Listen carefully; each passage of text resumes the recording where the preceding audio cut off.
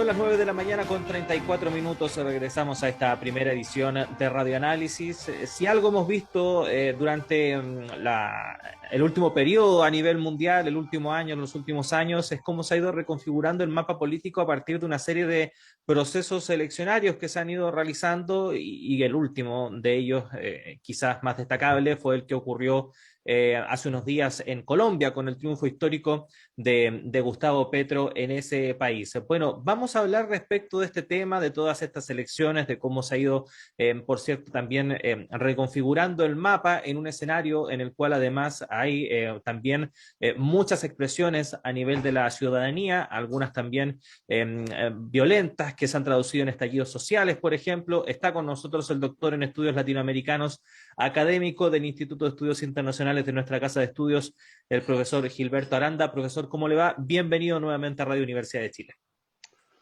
Hola, muy buenos días. Qué placer estar con los auditores y las auditoras de Radio Universidad de Chile.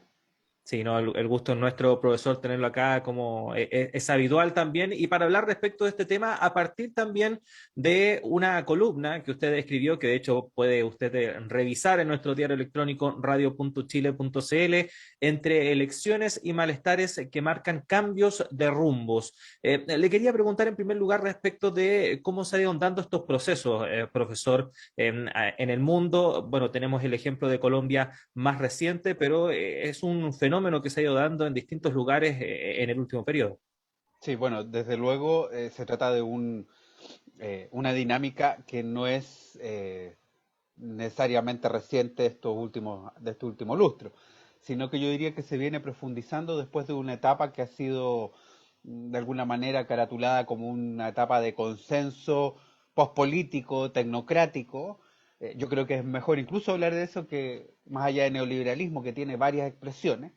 Hay un consenso tecnocrático que saca la política partisana, partidista, etcétera, de la toma de decisiones y coloca en su centro decisiones tecnocráticas, una cuestión que se extendió entre finales del siglo pasado, en los 90, e incluso avanzado la primera década del siglo XXI en el mundo. No obstante, en América Latina estaba, podríamos decir, de así llamado rechazo al neoliberalismo comienza ya a principios del siglo XXI, incluso a finales del siglo XX. Bueno, en el mundo se va profundizando a partir de la crisis de Lehman Brothers en 2008 y posteriormente con una serie de otras crisis eh, como las migratorias en 2014, 2015 en Europa, el tema de las caravanas de Centroamérica a Estados Unidos, etcétera. El mundo desarrollado, que supuestamente era el beneficiario, eso tiene bemoles, de este consenso pospolítico tecnocrático, empieza a experimentar diferentes formas de populismo, más inclinadas hacia un populismo nacionalista, con elementos conservadores, como es el de Trump o es el que enarboló el Brexit, o tal vez algunos partidos políticos como los de Marine Le Pen o Vox en España, etcétera, pero ciertamente que revela un cansancio con ese estilo político y se canaliza de diferentes formas. Usted hablaba de los estallidos en América Latina, que en realidad no son originalmente América Latina, sino que ya en la primavera árabe, 2010-2011 podíamos verlo, tienen una fase súper perfilada en América Latina en 2018, 2019 al 2021, pero ciertamente revuelan un malestar y que incluso la política institucional no satisface completamente a la ciudadanía.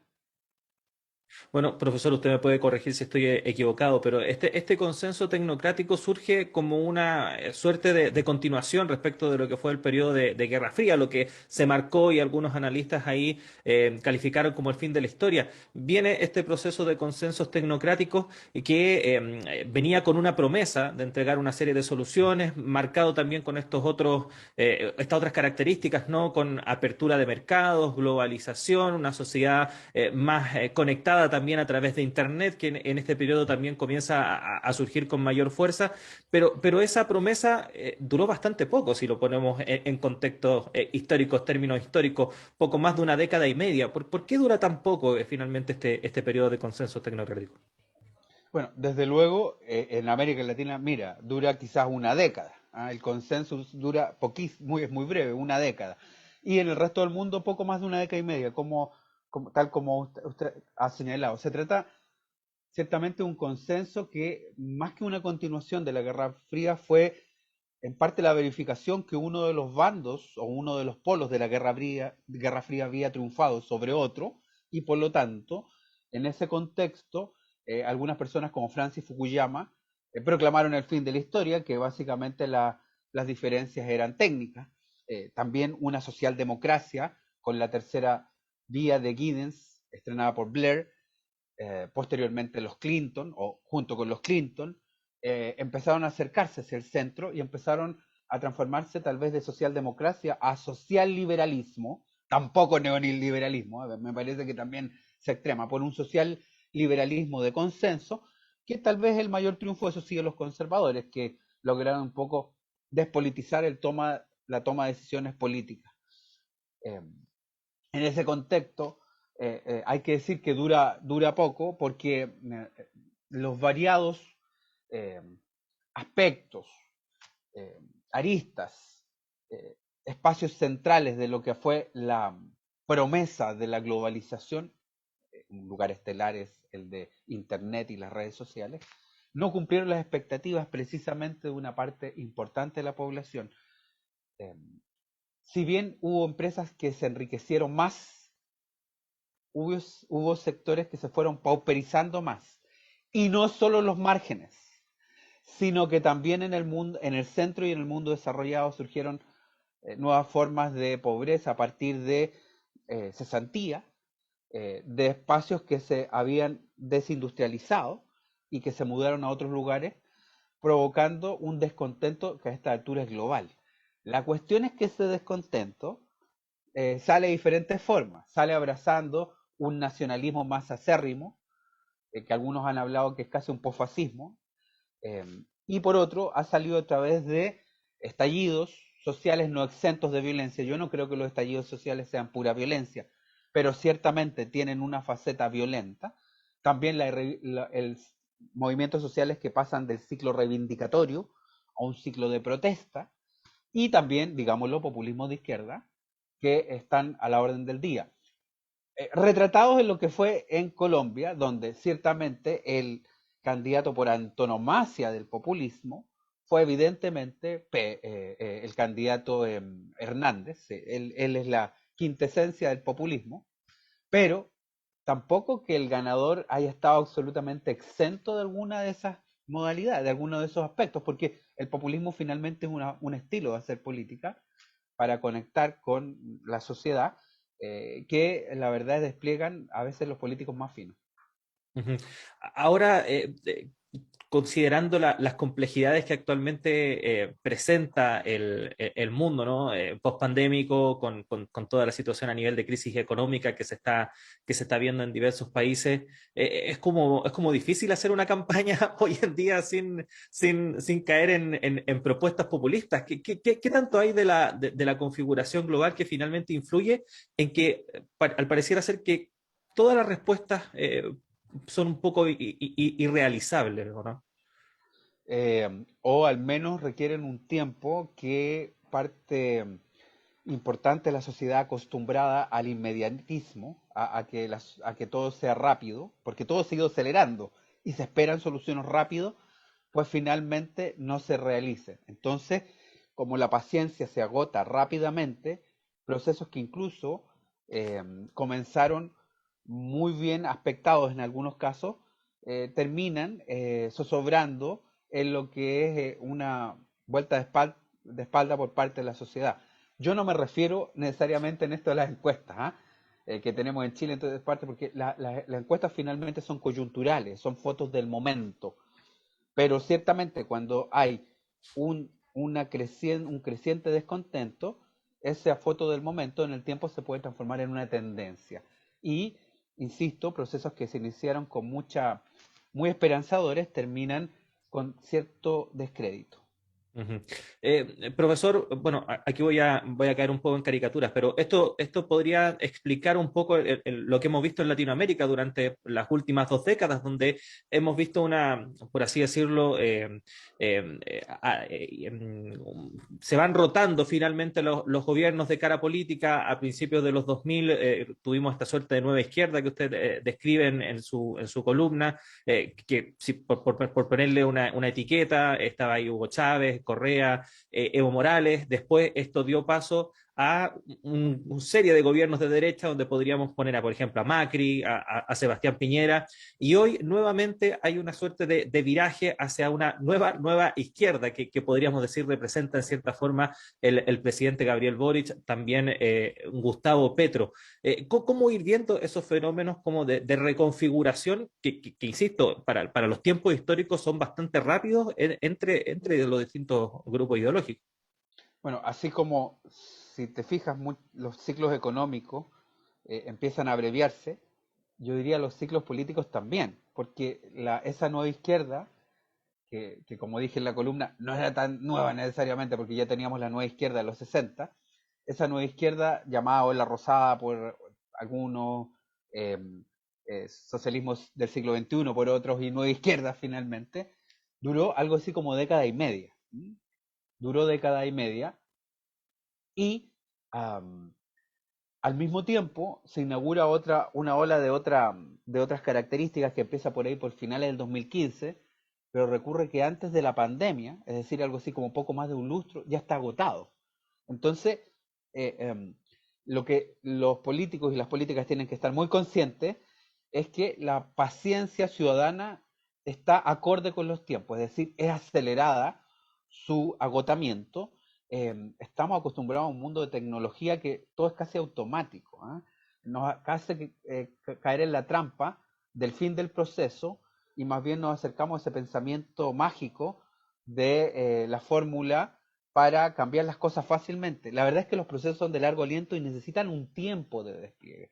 Eso en relación al neoliberalismo más puro, donde bajo una dictadura de 17 años se pudo implementar en Chile el efectivo neoliberalismo. El posterior, como dicen autores de diverso tipo, la verdad es que era una versión bastante corregida.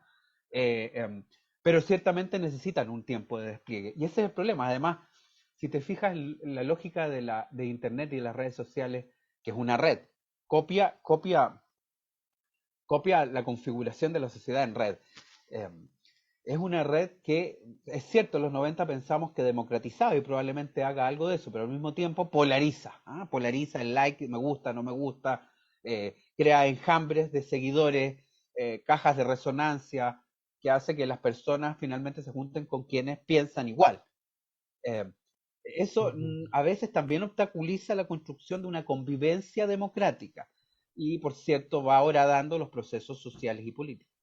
Sí, bueno, hablando del lenguaje de Internet, los famosos algoritmos, ¿no? Que te van alejando finalmente de lo que, entre comillas, no te gusta y te acerca solamente a lo que finalmente te gusta. Ahora, bueno, hablábamos de Latinoamérica, pero esto es algo que se ve a nivel global. En Europa también están pasando por estos mismos procesos y en ese sentido siempre surge la incertidumbre, la preocupación respecto de que finalmente esto termine en algún tipo de gobierno, como comentábamos al inicio, de corte más populista, entre comillas, tradicional, que finalmente termine erosionando las bases de la democracia en el lugar donde finalmente se instalan, por ejemplo, El Salvador.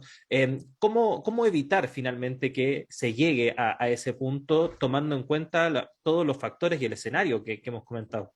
Sí. Bueno, desde luego decirte que en mi visión, que ojalá lo podamos charlar en otro programa, el populismo no necesariamente ataca las bases de la democracia, sino que en algunos casos las puede profundizar. Eh, y ciertamente en otros puede transformar eh, ese, podríamos decir, espacio democrático liberal en un franco autoritarismo. Entonces, tiene que ver precisamente con la capacidad de construir una convivencia de textura sana, donde exista espacio para la más amplia diversidad de opiniones, no solo la vanguardia, sino que también las opiniones conservadoras. ¿Ah? porque a veces, claro, adoptamos completamente la vanguardia y la verdad es que sigue existiendo en muchos países un grupo de personas que piensan que el tiempo pasado tenía cosas buenas. Entonces, lo importante es que los gobiernos sean capaces de construir ese tipo de convivencia, que sea lo más inclusiva posible. Probablemente la inclusión total sea muy compleja, pero lo más inclusiva posible, resguardando el espacio de disenso institucional en todos los casos. Yo, en ese sentido, pienso que la democracia liberal está llena de baches, pero ciertamente es una fórmula que, no en estado puro, pero sí con algunas modificaciones, puede resguardar, como por ejemplo la democracia directa. ¿Te das cuenta? Yo creo que la iniciativa popular legislativa o los plebiscitos en algunas materias, no permanentemente, pero en alguna materia pueden ser muy sanos. Yo pienso que una democracia liberal con algunos agregados puede ser una buena forma de procesar nuestras legítimas diferencias. Ujú. En ese sentido, la democracia representativa que hemos conocido hasta hoy, por lo menos acá en Chile, ya no correría con los nuevos tiempos, lo que se necesita, por ejemplo, para recuperar en cierta forma la credibilidad en las instituciones en general, que es algo también fundamental a la hora de hablar de esta suerte de escenario que hemos estado observando. Mira, qué bueno que un poco lo podemos entroncar con lo que estamos viviendo además, porque yo tengo la impresión que la democracia representativa es una base, pero no es suficiente. Hay que hacer algunas otras adiciones. Ahora, y eso de alguna manera se mezcla con lo que me decías anteriormente. Mira, una posibilidad de cambio puede ser efectivamente agregar una serie de elementos que vaya empoderando a diferentes actores sociales y a la ciudadanía, ojalá a la ciudadanía, porque también otra posibilidad es que esa democracia representativa se transforme en una democracia orgánica de cuerpos. Y las democracias orgánicas de cuerpos, que fue lo que intentó hacer Il Duce en algún momento y también el franquismo, está muy alejado de una forma democrática, independiente que sean los cuerpos sociales, que pueden ser en algunos casos movimientos corporativizados o las viejas corporaciones conservadoras, entren a tallar. Por lo tanto, yo tengo la impresión que la democracia liberal y representativa ciertamente no es la solución para todo, pero es una base indispensable para con una serie de otros elementos, como son elementos de plebiscitos o iniciativa popular legislativa en algunos casos, podamos construir una convivencia más sana que incluya la mayor cantidad de personas posible. Vanguardias, lo nuevo, pero también lo antiguo, idealmente. Bueno, profesor, sin duda alguna este tema y esto en general dan para hablar eh, mucho rato más. Lamentablemente se nos acabó el tiempo por hoy. Esperamos tenerlo en una próxima ocasión, el profesor acá en la radio. Y por supuesto también la invitación a nuestros auditores y auditoras y televidentes también es a que visiten nuestro diario electrónico radio.chile.cl. Ahí en nuestra sección opinión está la última columna del profesor Gilberto Aranda, entre elecciones y malestares que marcan cambios de rumbos. Profesor, nuevamente, gracias por estar con nosotros. Que tenga un buen día. Muchas gracias, muy buenos días. Y nosotros también nos despedimos, son las 9 de la mañana con 53 minutos. Gracias por haber estado con nosotros en esta mañana de día martes 28 de junio. La invitación es a que siga junto a todas nuestras plataformas acá en la 102.5 FM. En breve llega Antonella Esteves y Semáforo. También acompañe a la red de radios que piensan en su programación y por supuesto también al canal de la Universidad de Chile 11.2 en la televisión abierta digital, www.chiletv.cl en internet. Gracias a Ricardo Hinojosa, a Manuel Silva, a Tania González, a todo el equipo de la radio. Nos reencontramos en un par de horas más, a las 13 horas, junto a Diana Porras en la segunda edición de Radio Análisis. Acá a las 7 en punto, mañana miércoles en Radio Análisis. Que estén bien.